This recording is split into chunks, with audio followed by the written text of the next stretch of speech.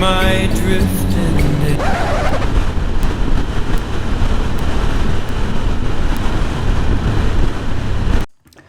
The day started off with a pleasant ride, as I showed at the beginning of this video, but it slowly turned into super windy and gusty as we moved through and across the state of New Mexico, making our way down to Brisbee, Arizona, and it just progressively got worse. And we were at one point on the 10 freeway, and it was a complete brownout. I couldn't even see my buddy that was riding in front of me.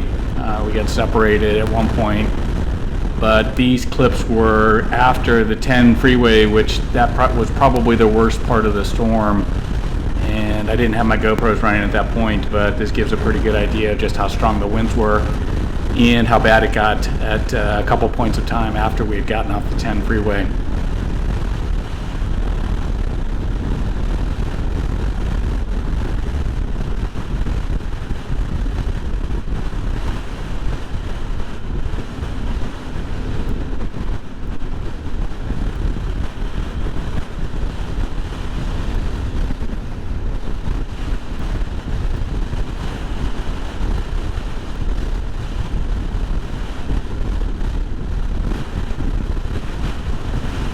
At this point, I've just got dirt and dust swirling around inside my helmet, which wasn't helping matters any.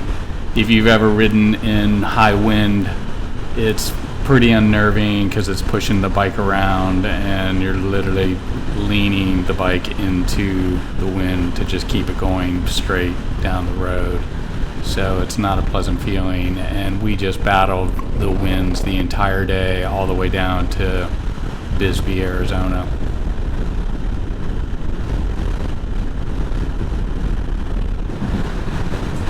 As we got on to the later part of the afternoon, the winds were still blowing pretty hard, but fortunately we had moved beyond any of or were at least avoiding any areas with severe dust storms at this point. So you can tell by my windscreen that it's starting to get pretty dirty again. The bottom portion is filthy, and that was from our initial ride on the 10 freeway when the dust storm was at its absolute worst.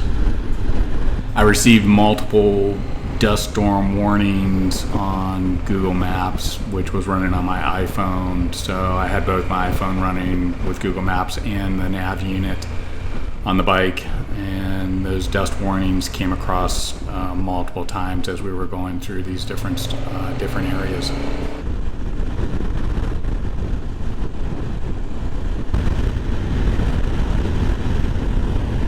We made it to Brisbee, Arizona. It was a long day, and it's pretty taxing when you're fighting the wind the entire day.